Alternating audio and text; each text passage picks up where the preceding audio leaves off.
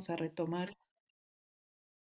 Bueno, quería revisitar un poco algunas de las cosas del collab que les compartí la vez pasada, que entre paréntesis hoy empecé a hacer algunas cosas y me pareció que la última parte tiene un bug y no lo encontré.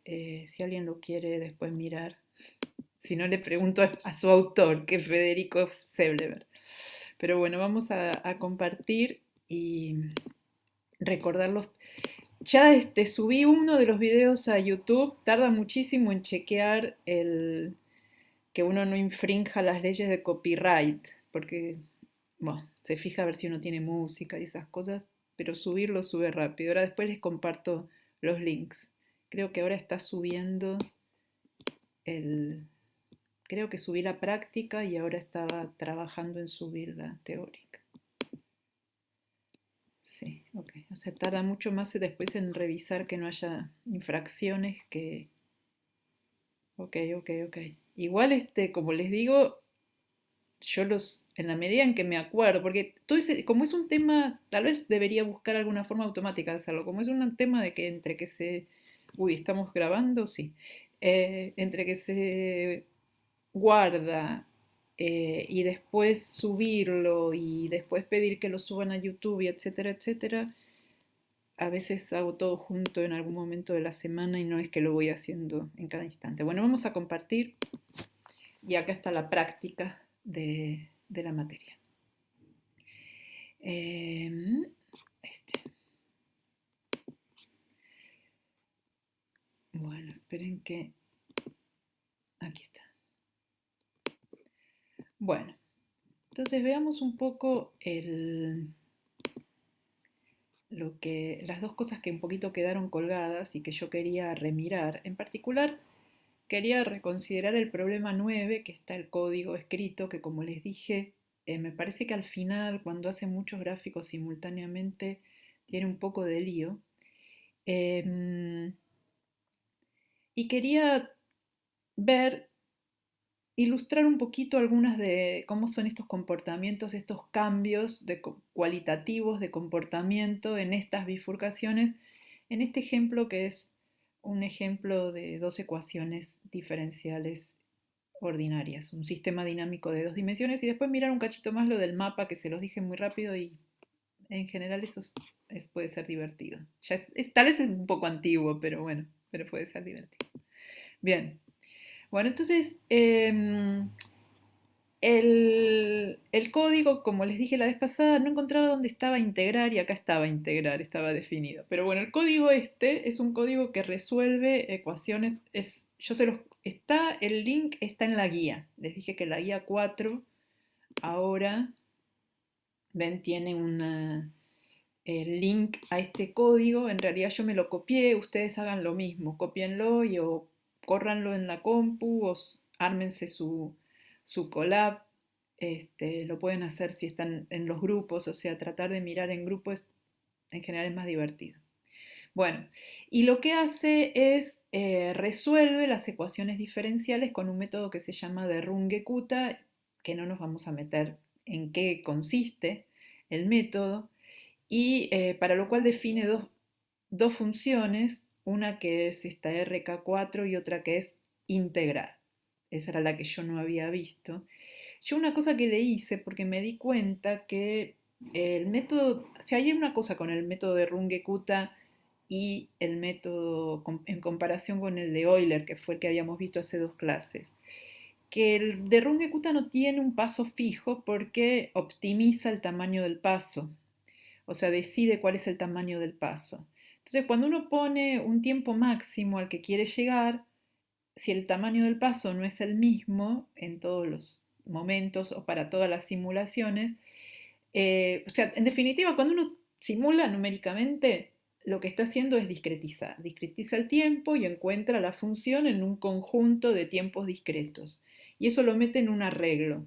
Y el arreglo entonces tiene tantos elementos como tiempos para los cuales calculó la función esa, la variable. Y cuando uno hace con Runge-Kutta, ese tamaño del arreglo va a variar dependiendo de del tamaño del paso temporal que eligió, porque si yo pongo un tiempo inicial y un tiempo final y va optimizando el tamaño, va eligiendo el tamaño del tiempo con el Runge-Kutta, no voy a tener el mismo tiempo, porque es un Runge-Kutta de paso variable, ¿no? ¿Ves? De paso variable o adaptativo. Hay distintos métodos. Este que eligió Federico es de paso variable, con lo cual trata de optimizar, de tomarlo lo más grande posible sin que, digamos, explote la solución o se aleje de la solución verdadera.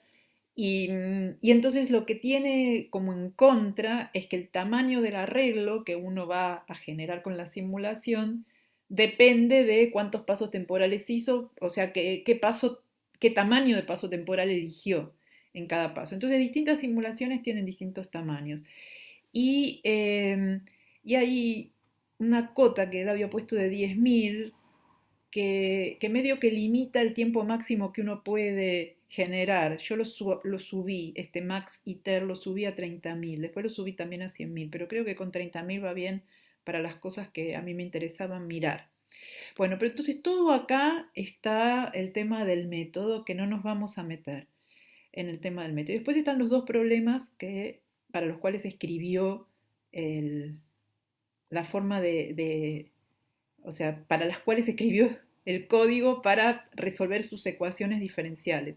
Esto de acá arriba es lo genérico, resolver cualquier sistema donde uno mete como dijimos, trabajamos siempre con las ecuaciones en derivadas ordinarias, siempre en primera derivada, y lo que le pasamos al código es la parte derecha, a qué igualamos esas primeras derivadas de las variables. Y a su vez las ecuaciones dependen de parámetros y eso uno lo mete por params y como dijimos siempre en las ecuaciones diferenciales hay que poner condiciones de algún tipo de borde. En el caso del tiempo son condiciones iniciales, en el espacio eran condiciones de borde o de contorno y también tiene que decir cuánto más, hasta qué tiempo quiere llegar y cuál es el tiempo de partida. Bueno, los datos de cómo va a usar ese código de integral. Entonces el problema 8 tiene su modelo y el problema 9, que es este de Gray-Scott, tiene su modelo. Y después tiene todas estas cosas de graficar. Bien. Entonces, en el caso del modelo de Gray-Scott, miremos de nuevo cómo eran las ecuaciones. Hay dos variables, u y b, y hay tres parámetros, a, b y f. Todas las simulaciones, todos los ejemplos que dan acá son con f igual a 0, así que f podría no estar, pero bueno. Entonces, acá es donde define la parte derecha de las ecuaciones de Gray-Scott. Esta sería la derivada de u o la variación de u respecto del tiempo y cómo lo escribe menos v al cuadrado más a por 1 menos u. O sea, esta doble estrella es el elevar a y acá se ve menos v al cuadrado más a por 1 menos u. Y b, la parte derecha de b, es u por b al cuadrado menos b larga por b corta. B larga es este parámetro, más f, que es lo que tenemos acá. U b cuadrado menos b por b más f. Este modelo uno lo puede pensar, está acá, como que son dos reacciones químicas. Una es U más 2B me da 3B y va en un solo sentido.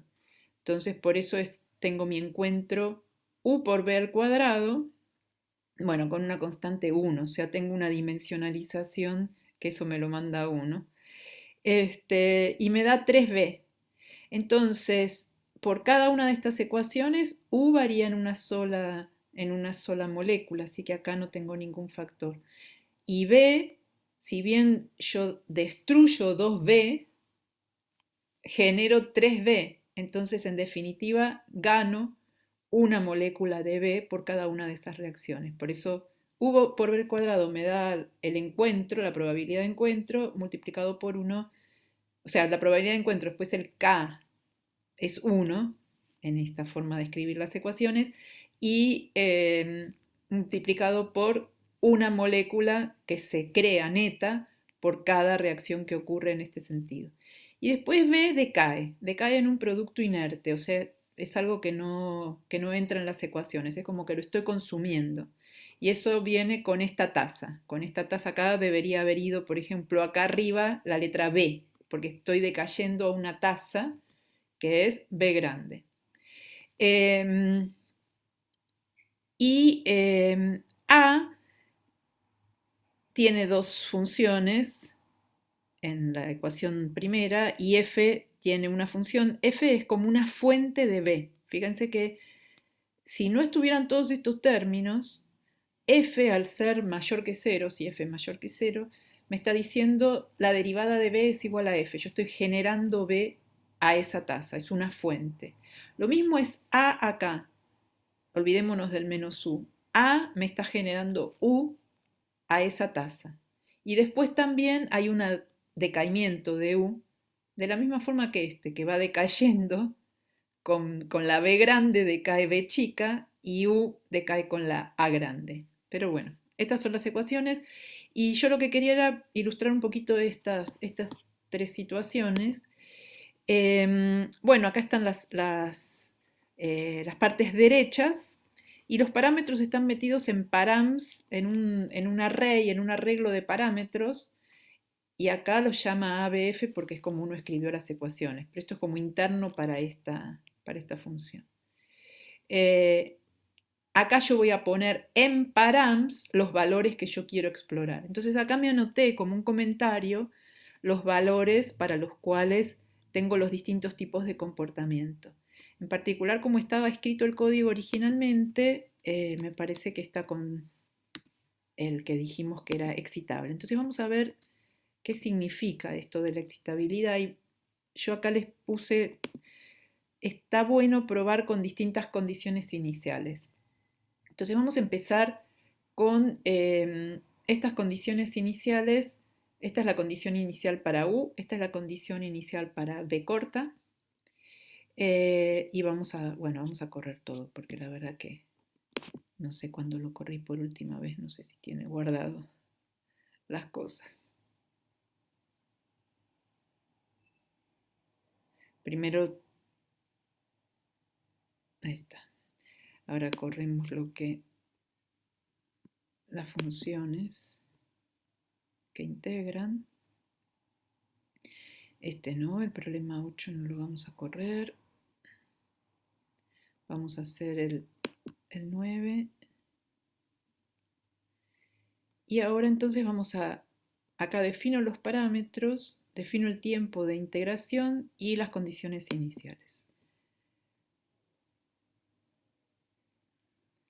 Y entonces ahora, acá no solo hago eso de definir, sino que también llamo al código integrar, que es el que integra, que lo definí antes cuál era. Y entonces ahora vamos a graficar. Y lo que voy a hacer es guardar el B, esto porque lo estoy haciendo muy a mano, chiquis. Voy a guardar el B de esta corrida en B1 y el tiempo en tiempo 1 y después voy a guardar en un B2, pero lo voy a hacer a mano. Entonces, vamos a graficar, esto grafica U y B, no va a dar así, va a dar diferente. Y me interesa más que nada B, déjenme ver si yo lo grafiqué. Acá fueron unas cosas que probé. Vamos a hacer, esto lo hacemos después. Bueno, entonces corrimos con esta condición inicial. Ahora vamos a correr y guardamos al resultado de esa condición inicial en algo con 1, con un 1 atrás. Esto es muy a mano, se puede hacer más sofisticado, pero tenía que buscar un cacho. Lo que voy a cambiar ahora es la condición inicial de B. Le voy a poner 0,3 a B y la voy a volver a correr. Y entonces ahora voy a guardar el resultado de esta corrida en B sub 2 y el tiempo en B sub 2. Y voy a graficar las dos cosas. Bueno, B es el color magenta y lo que yo veo es que hace un piquito y después va a B igual a 0. Y ahora lo voy a hacer para la tercera condición inicial sugerida por mí en esto que a ustedes no les compartí estas modificaciones. Ustedes lo pueden hacer después. Corro con esto y guardo en B sub 3, tiempo 3. Ahí está. Y este se ve bastante diferente. Entonces, vamos a comparar. Miren que estos son todas porquerías que yo hice porque había algo que... Ahí me di cuenta de que los arrays eran de distinto tamaño. Y a ver, ¿hay algo más que haya escrito? No. Bien. Entonces ahora lo que voy a hacer es voy a graficar B, una de las dos variables, como función del tiempo para las tres condiciones iniciales que probamos recién. Con tres colores distintos. Entonces habíamos probado primero partiendo de 0,5. U siempre partía de 0,5, pero B le fuimos cambiando. Partiendo de 0,5, partiendo de 0,3 y partiendo de 0,1. Y entonces lo que vemos es que dependiendo de la condición inicial, yo tengo un comportamiento así como que hace un pico y después vuelve a cero, o que directamente medio que va a cero. Y esto es lo que caracteriza a los puntos fijos excitables. O sea, este punto fijo b igual a 0 y 1 sé a dónde va. A ver, déjenme ver. Y u va a 1 justamente, que me cancela la producción con la disipación, ¿no? Las ecuaciones acá están. O sea, b va a 0, esto desaparece en el equilibrio, esto desaparece, f era igual a 0 y u va a 1. Ese es el punto fijo, u igual a 1, b igual a 0. Y lo que sucede es que ese punto fijo es tal que si yo parto de una cierta condición inicial que está suficientemente cerca del punto fijo, decaigo sin pena ni gloria al punto fijo. No pasa demasiado. Pero si supero un umbral, que la verdad no sé dónde está, no lo exploré, se pueden seguir, se podría hacer una simulación más. Podemos hacer 0,2 para ver si 0,2 y ver y guardarlo en B sub 4.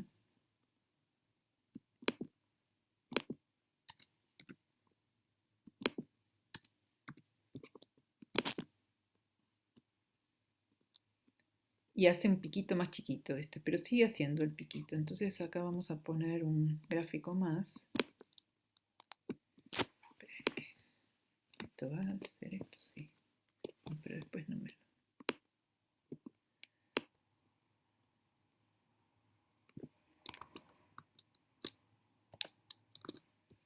Entonces vamos a poner un 4 acá y un 4.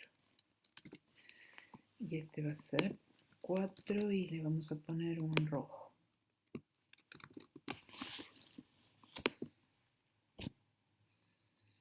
Y entonces lo que ven es que a medida que yo elijo distintas condiciones iniciales, esta hace un pico un poco más chico y después viene. Después esta hace un pico más grande y después viene. Y este hace un pico más grande. Y muchas veces hay sistemas dinámicos en los cuales los picos son medio indistinguibles una vez que uno cruza el umbral. Se cruza el umbral de la condición inicial y hace un pico y después vuelve al punto fijo. Ese es el comportamiento típico del potencial de membrana, que es una diferencia de potencial que hay sobre la membrana plasmática, de las neuronas cuando mandan señales que viajan a una distancia larga. Es lo que se llama un potencial de acción. Y es lo que modelaron Hodgkin y Huxley, que ganaron un premio Nobel de Medicina y Fisiología. Las ecuaciones Hodgkin-Huxley modelan el potencial de acción. Y ese es el comportamiento excitable. Es un punto fijo que es estable. Si yo estoy cerca del punto fijo, decaigo al punto fijo, pero si cruzo un umbral, hago una gran excursión en el espacio de fases antes de volver. Y a veces esa excursión es tal que es medio indistinguible de la condición inicial, es casi una cosa digital. Por eso es como un 0 o un 1 en la transmisión de información en neuronas. Yo mando un potencial de acción, un pulso, un pico, y es como si fuera un 0 o un 1. Si superé el umbral, estoy en un 1 y si no lo superé, estoy en un 0. Bueno, este sistema tiene un comportamiento, un punto fijo en el 0,1 que tiene un comportamiento excitable. Y después este punto fijo sufre otras bifurcaciones que las podemos ver en otros, en otros, con otros parámetros. Lo que tiene el sistema también, la estimulación, es que permite graficar en el espacio de fases, o sea, graficar U versus B. En este caso, ven cómo es, yo parto de un valor que era 0,2 y 0,5 en U, y el punto fijo es, este es B y este es 1. El punto fijo es 0 en B.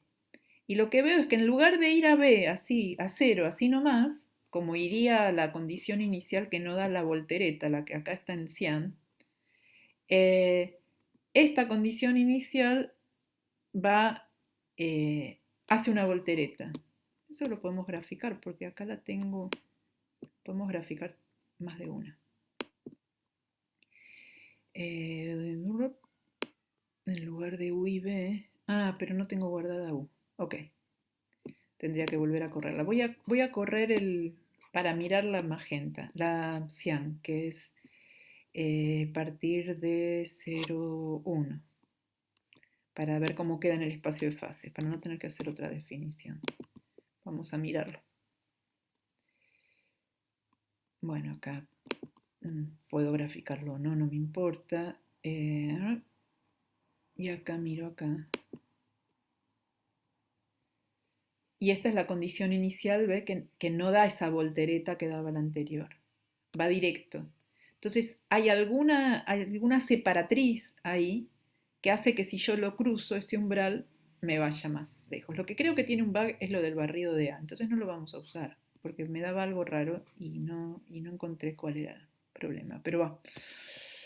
Bien, entonces vamos a mirar otras de las bifurcaciones de este problema. La otra es lo que se llama una Hopf supercrítica, que es la Hopf que vimos la vez pasada. No me interesa distinguir entre supercrítica y otras cosas. Entonces vamos a poner B es 0.025, F sigue siendo 0, y lo que voy a hacer es mirar la simulación para distintos valores de A. Entonces empecemos por punto.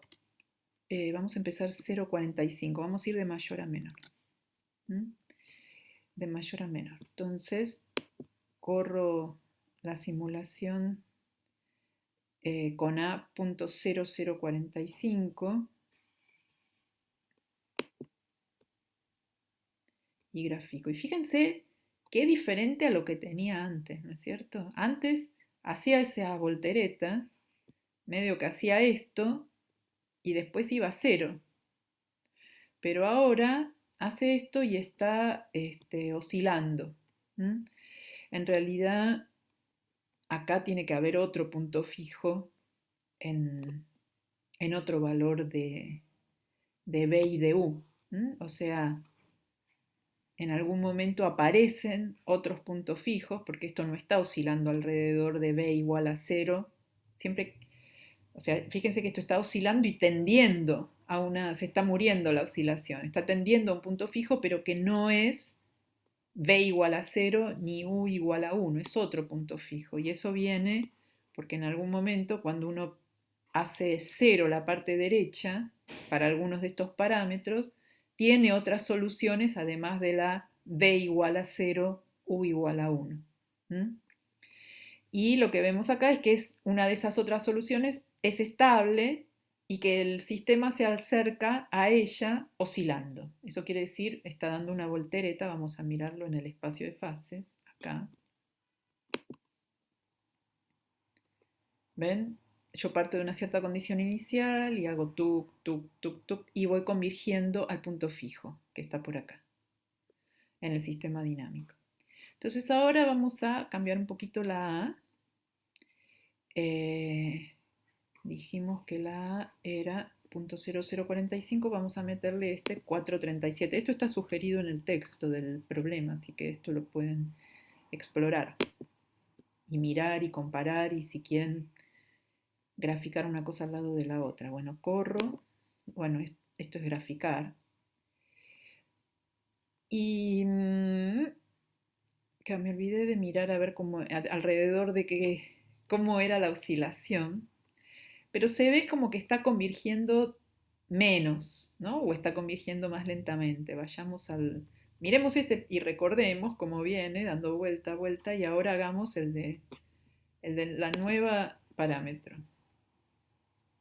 Ven que todavía no llegó al punto fijo, o tal vez ni siquiera llega a un punto fijo. O sea, viene dando vuelta, dando vuelta, dando vuelta, pero no está convergiendo a un punto. Tal vez está convergiendo a una órbita periódica, que es lo que llama un ciclo límite. No sé bien dónde ocurre exacto la bifurcación. Podríamos tratar de hacer más pasos temporales. Y si ahora me voy, a ver, intentemos hacer más pasos temporales, pero como les dije, a veces el número de iteraciones me hace lío. Acá está. Tiempo máximo. Vamos a ver si se aguanta 4000.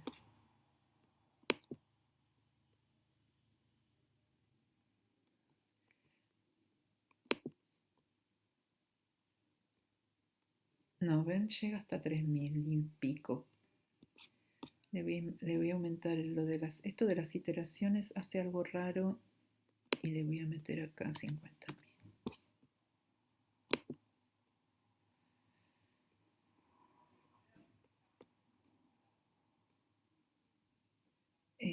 Vamos a correr esto acá.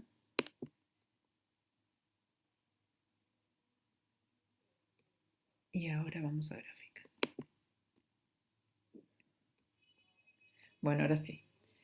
Y parecería estar como quedándose, ¿no? Que no se sigue achicando. Vamos a mirar el espacio de fases.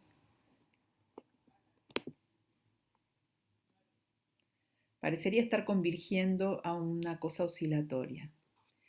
Y después, ya en en el tercer parámetro, que da el problema, que es 00426.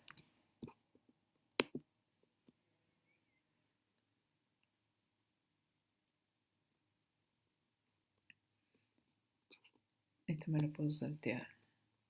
Vamos a mirar el espacio de fases. Acá ya se ve que está convergiendo a un ciclo límite. Está yendo a un comportamiento oscilatorio. Y esto que me salté me parece que me viene bien para hacer ahora y mirar el... ¿Ven? Está oscilando. Bueno, los ejes medio que los autoelige. Las dos variables están oscilando, están en un ciclo límite.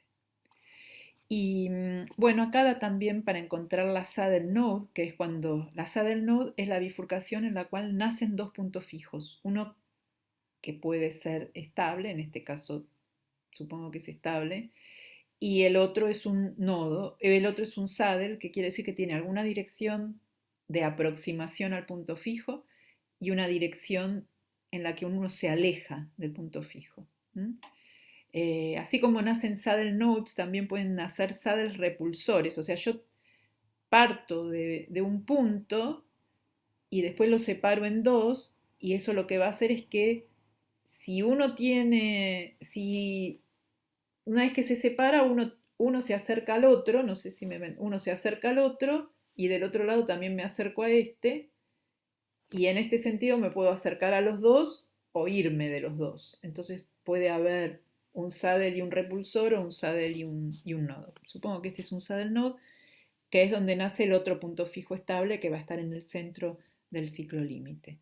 Bueno, esto es para que ustedes medio miren a ver cómo hacer todas estas simulaciones y con estas simulaciones explorar la idea de bifurcaciones, que es la idea de que cambiando parámetros uno tiene comportamientos dinámicos diferentes.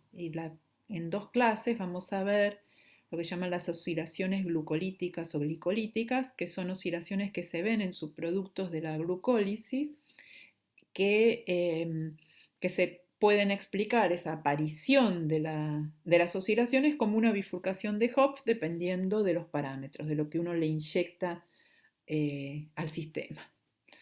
Bueno, entonces ahora quiero ver el otro, el del mapa, que es el medio que lo hice medio rápido. Hay un trabajo lindo, bueno, viejo, de Robert May, que creo que se murió ya unos 2 años o algo así, que era un ecólogo matemático de Reino Unido. Y este es un paper sobre dinámica de poblaciones, que como les dije, lo que uno hace en lugar de... Hay muchas formas de obtener esto que son mapas. Uno es, en este caso, que era mirar, decir, XN es la cantidad de miembros de una generación, de la generación enésima, y XN más uno es la cantidad de miembros en la generación N más uno, y ver cómo va variando la población, generación a generación. La otra es cuando uno escribe una ecuación diferencial para resolverla numéricamente, naturalmente la discretiza y entonces no mira el continuo de tiempos, mira el tiempo t sub n y el tiempo t sub n más 1 y entonces eso se convierte en un mapa. Otras formas de obtener mapas, hay unos plots que se llaman de recurrencia, que es si yo vivo en 2 dimensiones, por ejemplo, volvamos a este de acá, a esto de acá, aunque vamos a ponerlo fuera del ciclo límite, vamos a ponerlo de nuevo en el punto fijo que me parece que lo va a permitir explicar mejor. Es 0045.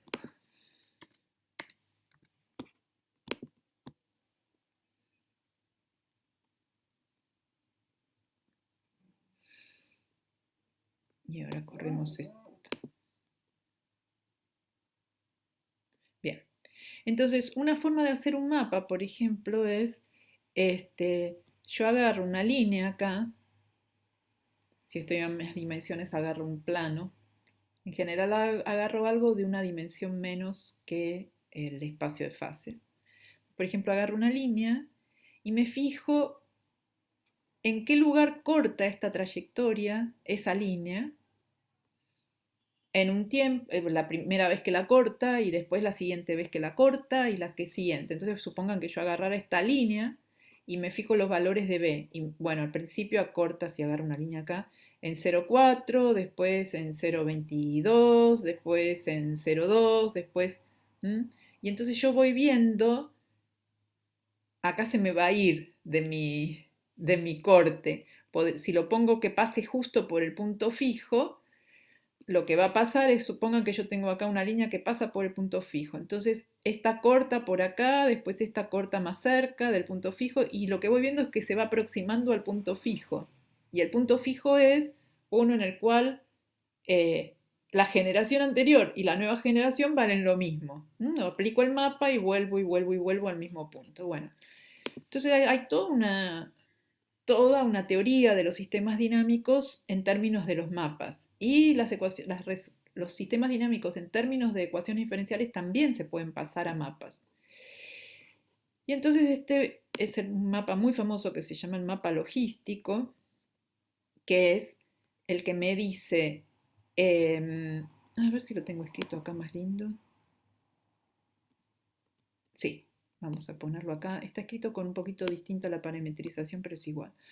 Lo que me dice es el número de miembros de la población n más 1, o el valor de mi variable en el tiempo n más 1, es igual a 4 veces mu es mi parámetro, por la cantidad de población que hay en la generación anterior, por 1 menos esa cantidad. ¿Y cuál sería la idea para cuestiones de población o de reproducción? Si xn es muy chiquito, pensemos xn muy cerca de 0, esto se me va. Y entonces lo que me está diciendo es que básicamente lo que está pasando es que se están reproduciendo, o sea, se multiplican por 4 mu. El número de miembros de mi población en una generación se multiplica por 4 mu en la generación siguiente. Y se multiplica y se multiplica, y bueno, si esto no estuviera, esto crece exponencialmente, porque imaginen que empiezo con 1, voy 4 mu, después voy 4 mu todo al cuadrado, después 4 mu todo al cubo y así, así, así, así, o sea que crece un montonazo. El asunto es que en general las cosas necesitan algo para comer, necesitan nutrientes, entonces Si hay demasiados miembros en la población, empieza a disminuir los nutrientes. Y eso es cómo están modelando, hay una competencia, entonces no puede crecer indefinidamente. Hay algo que modera el crecimiento, mata a miembros. Y eso es lo que está acá. O sea, si hay demasiados miembros, tienen que también morir, porque no alcanza la comida. Bueno, entonces, acá el código no le pone 4mu, sino que directamente 4mu es lo que llama R. Bien, entonces, ¿cómo es que uno puede mirar una trayectoria? ¿Qué significaría una trayectoria? Y eso está marcado acá. Acá está graficada, esto es una parábola, ¿no? R por X por 1 menos X es una parábola para abajo, ¿no? Con un cóncava hacia abajo.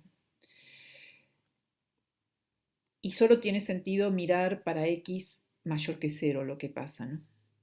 Entonces, fíjense que si X igual a 0, esto vuelve a ser 0. Y si X es igual a 1, esto también es 0. O sea que para quedarme yo en valores positivos, X no tiene que superar 1 y X no tiene que ser menor que 0, porque apenas si supera 1 X, en la siguiente generación tengo una cantidad negativa. Pero bueno, entonces siempre uno lo mira entre 0 y 1 al mapa, en la zona que tiene algún sentido para compararlo con la dinámica de poblaciones. Bien. Y entonces acá está tomando el valor de R es 2.5 y parte de una condición inicial que es x0 igual a 0.1. Entonces, lo que está graficando acá es, por un lado, la parábola y por otro lado, la recta identidad. O sea, la recta que si yo vengo acá con 0,2, voy a 0,2. Si vengo con 0,4, esto es 0,4 en el eje vertical. Entonces, ¿por qué me interesa la identidad? Bueno, en primer lugar, donde yo tengo que se cruza la identidad con el mapa es donde tengo los puntos fijos. ¿Por qué? ¿Qué quiere decir? Quiere decir que yo le aplico la parábola al 0,6, por ejemplo, acá, que más o menos que parece que es el punto fijo. Le aplico la parábola al 0,6 y vuelvo a parar al 0,6. Entonces se cruza con la identidad. Y eso significa que es un punto fijo, porque meto acá 0,6 y me vuelve a dar 0,6. Sí, entonces quiere decir que me quedé, mis generaciones, todas las generaciones van a tener 0,6 miembros. Bueno, o lo que quiera decir ese número que no es entero, ¿no? Bien, entonces la identidad por un lado, cuando corta la parábola me da el punto fijo, pero también me sirve para ver cómo genero las trayectorias del mapa. ¿Por qué? Supongan que yo empiezo en 0,1. Entonces empecé en 0,1. ¿Cómo encuentro la generación siguiente? Bueno, tengo que ver a dónde me está mandando el mapa. El mapa me está mandando este valor, 0,2 o algo así. Y ahora, o sea, yo tenía mi x0 y esta es mi x1. Pero para encontrar mi x2, yo a esta x1 la tengo que como poner en el eje horizontal y fijarme qué me hace la parábola en eso. Entonces, ¿cómo mando esto al eje horizontal, al mismo valor? Lo mando viniendo por la identidad, ¿no? Porque este valor de acá, yo vengo a la identidad, vengo al mismo valor, qué sé yo, 0,22, no sé qué será, una cosa de ese estilo, espero que se entienda, ¿no? Acá directamente no viene hasta el eje horizontal, sino que se queda hasta la identidad, porque uno podría decir, ah, bueno, llegué acá y vengo acá abajo y le aplico el mapa. Y me fijo ahora esto, qué valor corresponde acá abajo y ahora le aplico el mapa. Pero bueno, para dibujar menos, uno lo que hace es como esta escalerita, que espero que se entienda cómo se va construyendo. Y entonces fíjense cómo esta escalerita va convirgiendo al punto fijo. Y si la R es más baja, quiere decir la parábola está por acá, más abajo, converge, esta es medio que está dando una voltereta ahí, pero converge más directamente, más sube, sube, sube, sube y llega al punto fijo y no le da una voltereta alrededor. Lo pueden ir haciendo, eligiendo diferentes R's y ver qué les va dando el gráfico. No me fijé todo lo que grafica, pero supongo que es esto.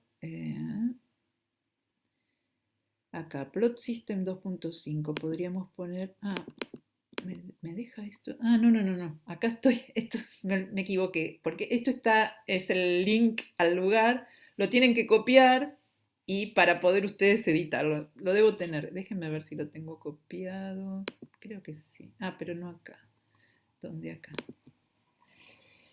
¿Es este?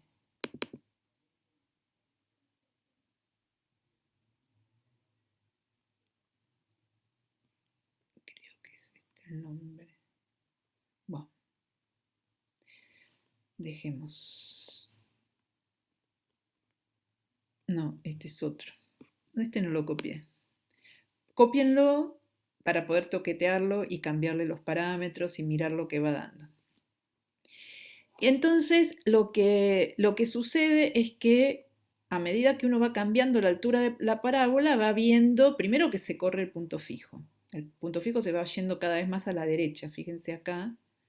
Por acá está más o menos en 0,6, acá ya está en 0,7 más o menos, el punto fijo este. Y lo que también va variando es la dinámica. Y acá lo que se ve es que yo parto de esta condición inicial, me fijo cuál es, esto es lo que corresponde a la nueva generación, entonces vengo a la identidad para ponerla en el eje horizontal. Ahora voy acá para la generación siguiente, bueno, vengo al eje horizontal. Y ahora, ¿cuál es la parábola? Bajó, está dando voltereta. Entonces ahora voy a la identidad y voy a la parábola. Subió, voy a la identidad, bajó. O sea, está oscilando alrededor de este punto fijo, la trayectoria. Y acá oscila y en algún momento converge a una solución que se repite, que va una vez acá y otra vez acá, una vez acá y otra vez acá. Y a medida que uno va subiendo el R, lo que va pasando es que esto va como dando más volteretas, más volteretas, más volteretas, alrededor de más puntos diferentes. Y entonces esta primera bifurcación que pasa de un punto fijo a una cosa que está oscilando entre dos valores, una generación vale, no sé, 0,9 y la siguiente vale 0,4, 0,9, 0,4, 0,9, 0,4, así, tuk, tuk, tuk, tuk, tuk. Después empieza a haber 4 valores distintos, después empieza a haber 8 valores distintos. Eso se llama la bifurcación por doblamiento de periodo.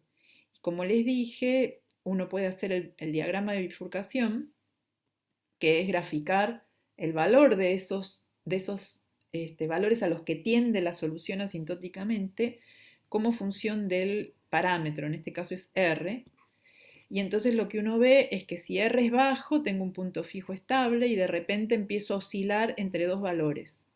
Para este valor de R voy a oscilar entre dos valores. Una generación la siguiente, una generación la siguiente, una generación, y después vuelve a bifurcar. Y entonces voy a ir acá, acá, acá, acá, acá, acá, acá y acá. Voy oscilando entre cuatro valores. Y después en 8. Y después se vuelve lo que se llama caótico, o sea que no tiene un periodo definido, nunca vuelvo al punto de partida.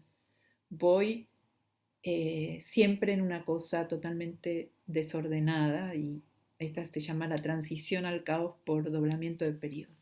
Pero bueno, eh, en los años 80 y 90 esto estuvo muy de moda, todo el tema de la bifurcación por doblamiento de periodo, etc. Pero bueno, es para que vean otra forma de mirar sistemas dinámicos y sus bifurcaciones. Bien, entonces me parece que en estos minutos que quedan voy a terminar esto del modelo de inhibición por alosterismo. Así ya la clase que viene empezamos con lo que es la cooperatividad en enzimas y bueno, y vemos más de los problemas de la guía de enzimas en la práctica. Bien, entonces miremos esta cuenta que se hace más al estilo de la original de Michaelis Menten, o sea, en lugar de separar las escalas temporales en la aproximación cuasi estacionaria, diciendo tengo muy poca enzima y entonces ahí aparece ese cociente pequeño que me lo da la relación entre la cantidad de sustrato y la de enzima, lo que uno supone que también está medio metido que la enzima no está en gran cantidad, es que esto que se está yendo a producto, que en definitiva, acuérdense que siempre las velocidades máximas tienen que ver con la cantidad de enzima que uno tiene. Cuando vimos, bueno, Michaelis-Menten era K sub 2, era una constante, esta K sub 2 por la cantidad total de enzima. Y lo mismo pasaba cuando vimos la inhibición por competición, por competencia, que esa era la velocidad máxima. O sea, la enzima limita a qué tasa yo puedo generar el producto. Y el producto viene de una transformación del sustrato. O sea, no voy a poder generar más productos si por cada molécula de sustrato genero una molécula de producto, no puedo generar más concentración que la del sustrato, ¿no?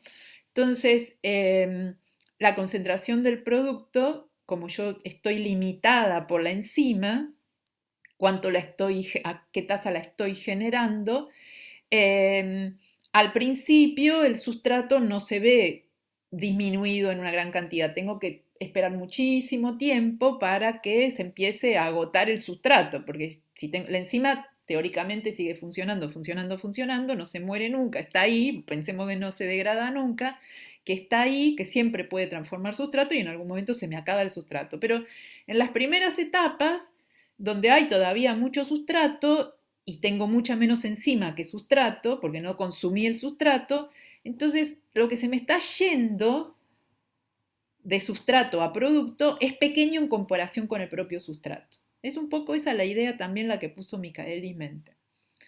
Entonces, si esto no existiera, estas reacciones irían al equilibrio. ¿Mm? Porque, bueno, porque no, cuando uno plantea las ecuaciones, no está esta y bueno, se tienen que compensar las reacciones que van en un sentido y en el otro, uno llega a un equilibrio. Y el equilibrio en este caso significa, fíjense que están las mismas constantes, K3 por I y K'3 y acá K1 y K'1, significa en realidad el equilibrio de cada una de las reacciones. Entonces, el equilibrio de cada una de las reacciones, acá, no veía dónde estaba, ahí está, excelente. El equilibrio de cada una de las reacciones que me dice, por ejemplo, esta E que va a ES, me dice que K1S, ahí está, la pienso como la tasa que me transforma esto, por E, es igual a K'1 por ES. Que es lo mismo que yo encontraría si miro a esta reacción de ahí arriba de esta forma. E más S va con K1, vuelve con K'1 a esta molécula compuesta ES. O sea, lo puedo pensar escrito de esta forma o lo puedo pensar escrito más tradicionalmente. ¿Por qué me conviene escrito de esta forma? Porque así puedo escribirlo en forma más compacta, la verdad. Eso es. Entonces, este sería el equilibrio de la primera reacción, el de la que viene acá sería K3 por I por ES es K'3 por EIS.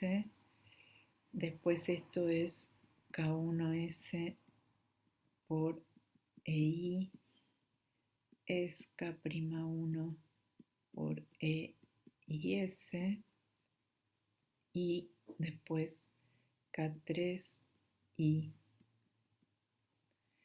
por E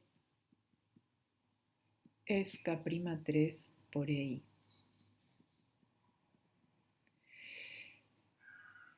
Y lo que uno también ve es que,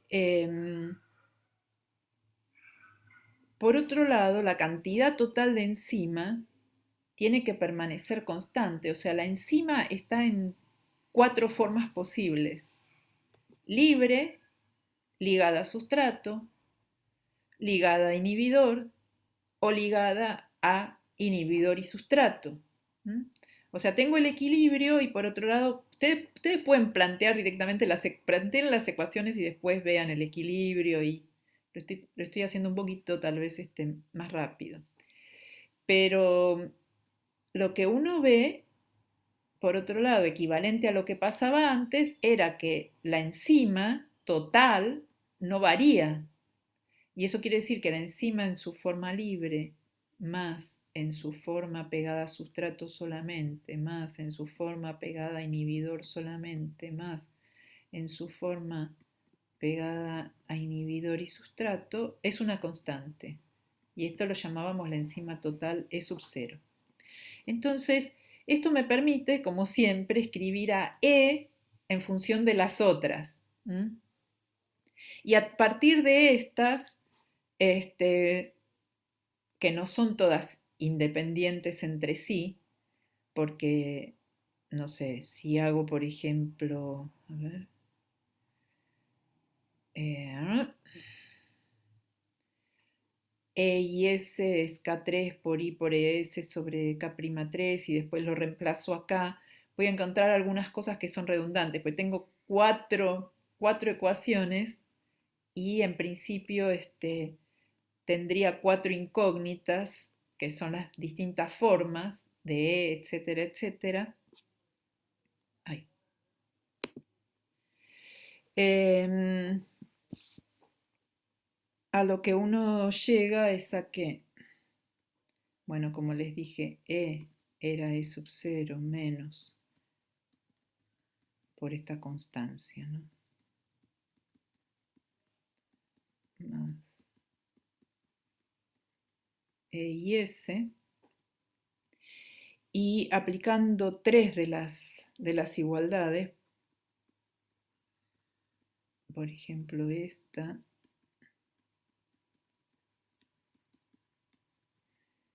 esta,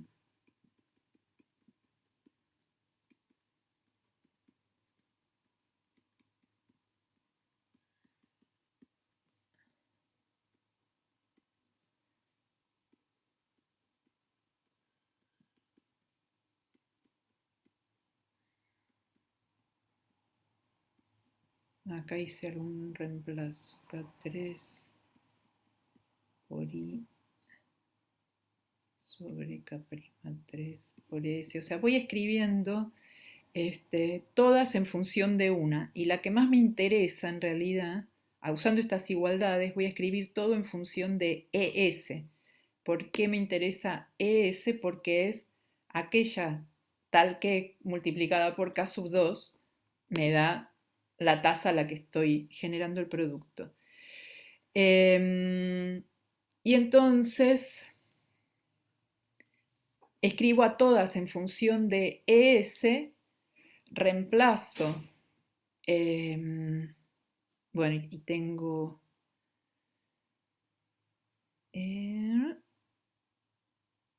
escribo también a E en función de S.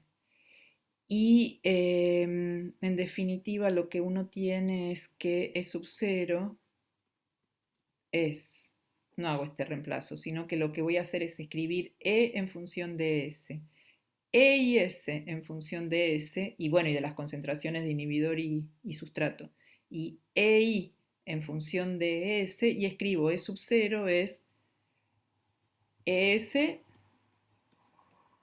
más E más EIS más EI, y entonces esto le saco factor común ES y me queda 1 más E, lo escribo como K'1 sobre K1S por ES, que lo saqué factor común, más EIS es K3 por I sobre K'3 por ES, que lo saqué factor común, más EI es K'1, K3, I sobre K'3,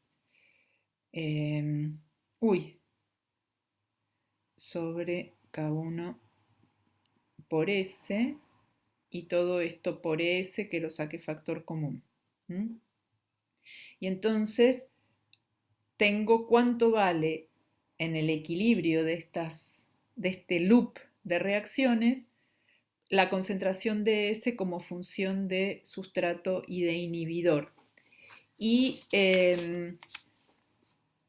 lo que uno ve es que, a ver, esperen que voy a ver si lo escribo. Acá lo tengo reescrito, lo voy a copiar porque ya es la hora de terminar. Lo que da K sub 2 por ES, reescribiendo esa igualdad, o sea, sacando comunes denominadores y qué sé yo qué, da una cosa de este estilo.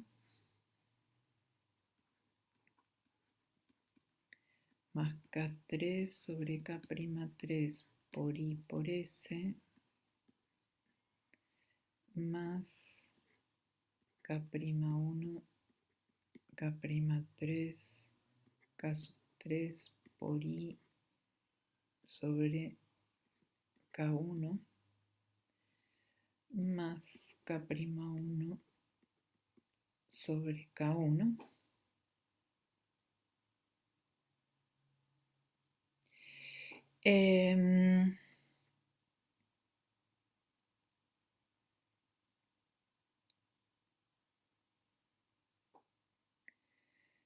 K3 por I por S. Espera que quiero ver que me dé algo consistente.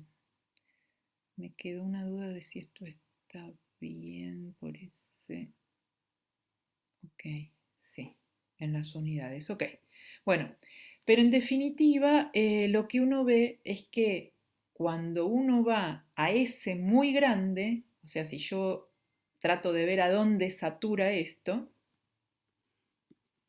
también satura, es una cosa que satura, pero la velocidad máxima, esta era la B, la velocidad máxima, la que satura, que es mandar S a infinito acá, me da un K2 E0 arriba y abajo me da 1 más K3 sobre K'3 por la concentración de I.